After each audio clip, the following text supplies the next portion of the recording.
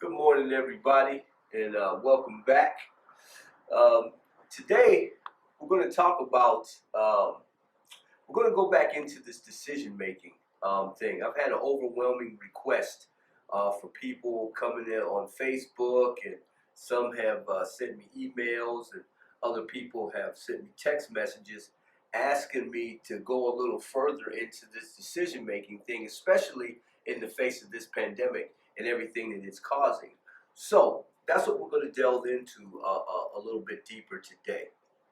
One of the things that I want you to start thinking about is a scenario that plays out in most of our lives, and people usually don't pay attention to it. The pandemic that's going on right now is just another one of those scenarios that can cause this thing to play out in our lives, and I'm going to explain it to you, what it is. Have you ever noticed in your life that when you were down and out, or when you were in trouble of some sort, some people with drugs and alcohol, okay, you may have allowed that to grow out of control in your life and found yourself at a bottom of a dark hole somewhere. Maybe you had to end up in a rehab. Maybe you OD'd and you end up in the hospital and whatnot. And then once you get the help that you need, once you find that light at the end of the tunnel, and you're out of that dark hole, you're out of that dark place, something happens to most of us. We get cocky, we get overconfident, and we go right back into the same thing that we just came out of. Once we get out of the trouble, we say, hey, it's like a fresh breath of air. You're great for a little bit, and then you go right back into the same thing again. You have to ask yourself, why is that? Why do I make the decision to do that?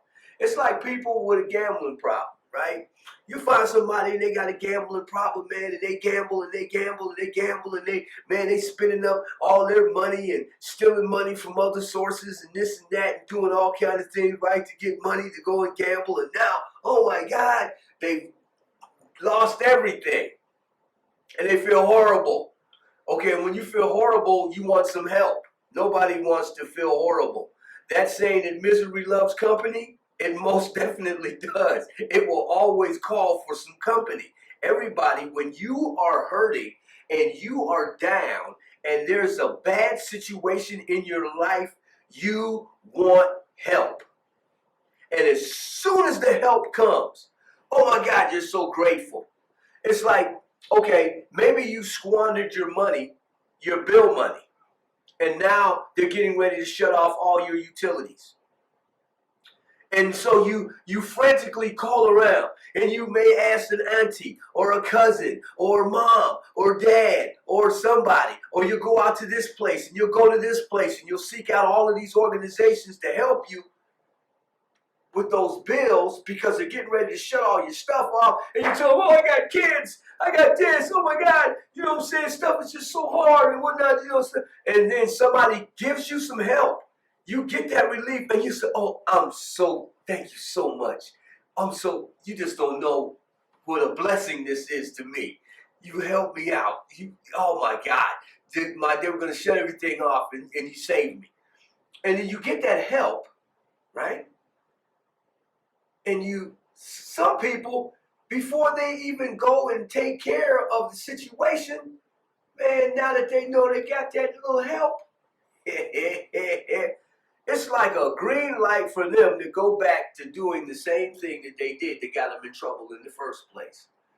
Why is it that we make that decision to do that more often than not? It's like say a guy gets caught cheating, right? He has a wife, girlfriend, beautiful relationship, right? But he just has this appetite to go outside of his relationship and fool around. Or maybe it's a female, vice versa. It happens on both sides of the track. So here they go, the unfaithful person, and they get caught. Oh, I'm so sorry. I'll never do it again. You know, some of you guys are out there laughing right now because it was you that was saying, oh my God, baby, I'm so sorry. I don't know why I did it. Right, all of that. Or some of you females may be sitting there talking about, yeah, because it may have been you. That was, oh honey, I'm so sorry. I'll never do it again.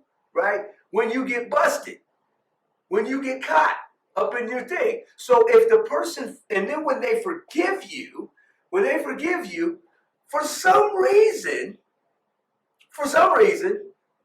unbeknownst to anybody, you go and make the decision to repeat that same behavior again as soon as you think everything is cool, as soon as you think the coast is clear.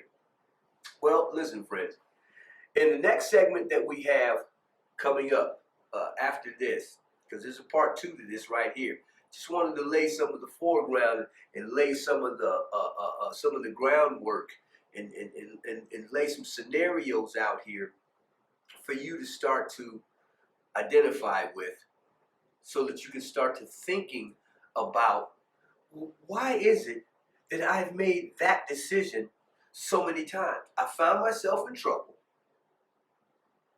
I got help. I went back to doing the same thing again. It's a pattern. I found myself in trouble. I begged and pleaded and got myself some help. And then I went back to doing the same thing again.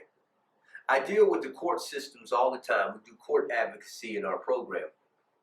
And I go to court with guys. And here they are. Man, the guy or the gal, they're in prison now. And they take all of these programs. And they take these self-help programs. And they take anger management. And they take drug and alcohol. And we take this and they take that. And they take this and citizenship courses and all kinds of stuff, right?